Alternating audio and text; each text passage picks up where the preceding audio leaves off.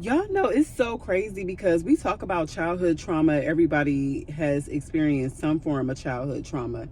And it's like, when are we going to talk about the good things that happened in our childhood? Because I feel like maybe, hear me out, if we can focus on the good things that happened in our childhood, then maybe we can start focusing on the good stuff that's happening in our life right now. Because life is going to always be full of adversities and things that has been, things that gone wrong and stuff like that. But the reason why I think about it a lot more now is because I am a mom now. I never even thought I would be a mom. I always thought I was going to be like the auntie who was like fun. Everybody say they want to be the rich bougie auntie or whatever. I'm an auntie, but I ain't rich, honey, and I ain't bougie. But I'll take what I can, okay? I'm an auntie, and that makes me happy, and I'm a mom. So my thing is, with having kids now, I realize your parents are actual human beings, okay?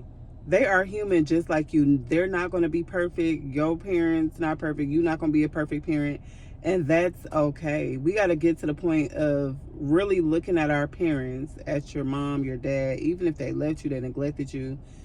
We have to look at them like human beings. Like, if they are at a certain age right now, don't even look at their age right now. Look at the age you are, and then imagine them sitting next to you, however old you are.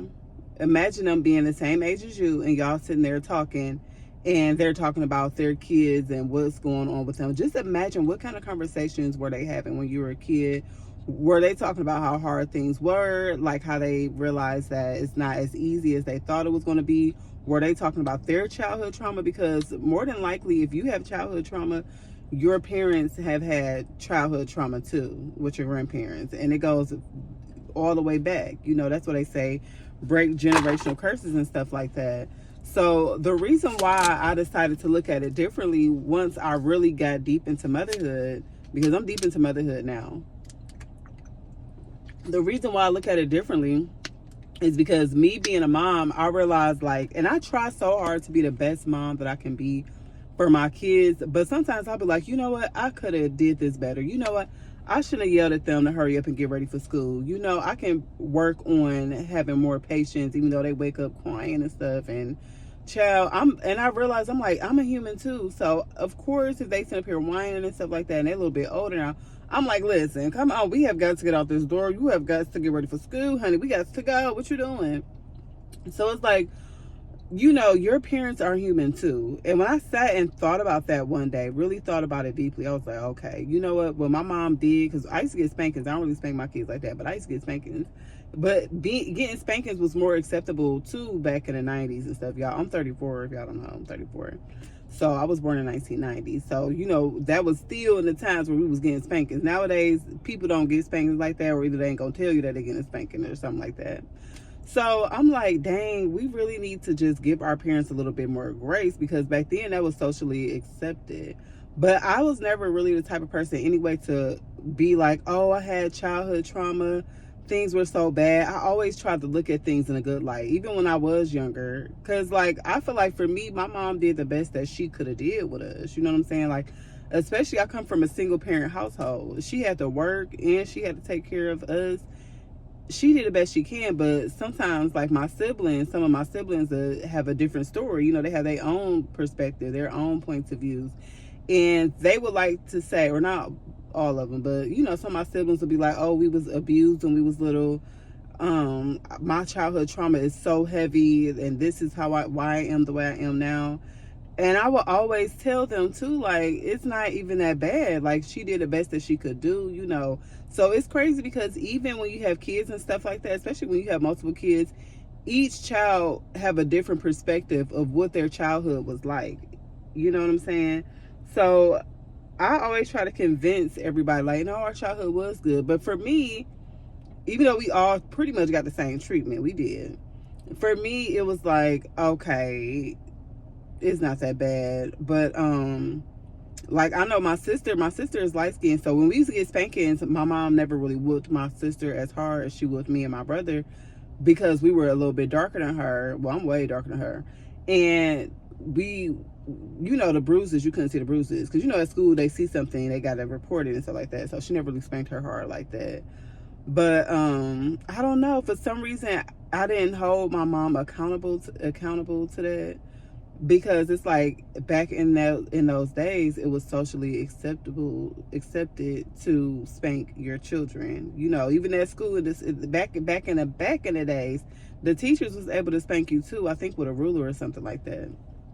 So it was just socially acceptable. So, but yeah, so I never really looked at it like, oh, my childhood was horrible. But I would say, even though it wasn't perfect, I'm still thankful for it. And I think I just have like a thankful outlook on life. Like, I'm very optimistic and stuff like that. And I think that's just something that I was blessed with, because not everybody is blessed with that. But even if you weren't blessed with that, you can change that. And the way that you change that is by practicing, you know, just your daily affirmations. Say, I am happy. You tell your brain how to treat you. I'm telling y'all, when I tell y'all this is so true, you can tell your brain how to treat you. If you tell your brain I'm sick, your body gonna start treating you like you sick. Your stomach really gonna start hurting. You ever seen them people that be like want to be pregnant so bad and they pretend to be pregnant and they really start getting a pregnant belly? Like, honey, I done seen it all. I done seen one girl, it was on the episode, so I don't know how true it was. It was on TV. I think it was like VH1 a while ago. And she started having contractions, honey. And she wasn't even pregnant. But see, that's why I say that mind is a powerful thing, because what are you telling yourself every day? Your mind don't know no better. It's gonna start believing that. It's gonna start you start telling yourself, I am so ugly, I'm so poor, I'm so fat, nobody likes me, I can never keep a good relationship, I'm always gonna get cheated on. You telling your brain that, and then that's gonna become your reality, baby. So with childhood trauma, with everyday life, you really got to train your brain to get out of that, because only you can save yourself. Even when you go into therapy and stuff like that, the therapist can only help but so much. You got to get yourself in that mindset to where you like, listen, baby, I can and I will have the life that I want.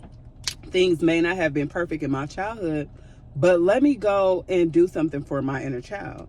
Say if you was little and nobody wouldn't play with you with your toys, your Barbies, your action figures, and you always wanted that attention. You always wanted to feel seen and like, oh, my mom or my dad is going to come in here and play with me, or they're going to be so proud of me. Go to the store. I don't care how grown you are, honey. Go to the store and get you a Barbie doll action figure and play with yourself and say, not like that, y'all. Play with yourself with your toys, with the children's toys, okay? And say, you know what? I'm here for you. I'm always here for you. And talk to yourself. I do. I talk to myself all the time. When I be at Walmart, I be talking to myself on the phone. But sometimes I forget to turn the ringer off, and that be embarrassing because somebody called. And I be like, oh, the phone must have hung up. But no, sometimes you can do little things step by step and heal your childhood trauma. If you went through mental abuse where your parents would yell at you and call you stupid or you ain't gonna never be nothing, look at a picture of you as your older self, your younger self, okay? Look at a picture of your younger self and talk to the picture and say, you are worth everything and I love you for it. And I'm so sorry that such and such had those things to say, but you are worth everything. You start doing those small little things and watch how your life will change. Because, see, a lot of people look at it like, you know how you might get intimidated if you go somewhere and it's like a whole bunch of stairs. You got to walk up all them stairs at the escalator or something ain't working. No, don't do that, y'all. You got to look at each step. Just take, each step is small, right? So you take those small steps and then you get to the bigger part, which is the prize. So with things in your life, you know, like whether it's childhood trauma or like I said, everyday life, with things in your life, just do one thing at a time to make it better. It's called practicing self-love. A lot of people think it sounds so cliche. Oh, self-love, yeah. You practice your self-love and see how far it will get you. You really will go far with practicing self-love. You got to love on yourself, because another time too, like a lot of stuff that I see, people won't love on themselves and they'll expect other people to do it. But y'all know what I'm about to say next. How are you going to expect other people to love you when you don't love yourself? So practice those small steps.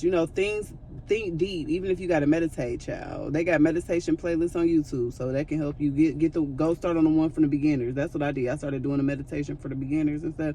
I was lost for a long time. I kind of just sat there. I couldn't focus, couldn't concentrate, but I just kept doing it. I'm still watching the meditation for beginners. Okay, I'm sure. Listen. But just try to just sit with yourself sometimes and be graceful with yourself. Let yourself know it's okay, honey. We all got flaws. Your parents got flaws. Your grandparents had flaws or have flaws. It's okay. Give yourself and everybody else grace. I'm telling you, once you let go a lot of that baggage, you'll be able to attract more goodness, more positivity into your life. Okay? Because even now, like I don't have the best relationship with my parents, you know what I'm saying? And that really happened as I got older and probably started noticing things. But I still try to give them grace. Like, you know what? They are human. I might not understand certain comments or remarks or their mindsets. But hey, it's not for me to fully understand that. That's for themselves and God to understand, and nobody's completely alike. Even I have a twin sister. We ain't alike at all. We are total opposites. So it's not up to you to understand everybody's life and understand why they say or do the things that they do, why they can be so hurtful. Because you can't change nobody that don't want to be changed. The only person that you can work on is you. We'll be back for part 2, okay? I said we, honey. Because I'm talking about me and my childhood self. I'll let my childhood self talk too. But anyways, I love y'all. Something told me to come on here and have that conversation. This is my second YouTube channel, y'all. I don't really even have no subscribers over here yet. But I'm going to keep posting and find my crowd over here. Because there's other people that need to hear these things. And I wish I had somebody to talk to me and tell me these things. There's so much I want to talk to y'all about. And I love y'all so much. I will see y'all later. Y'all have a fabulous day.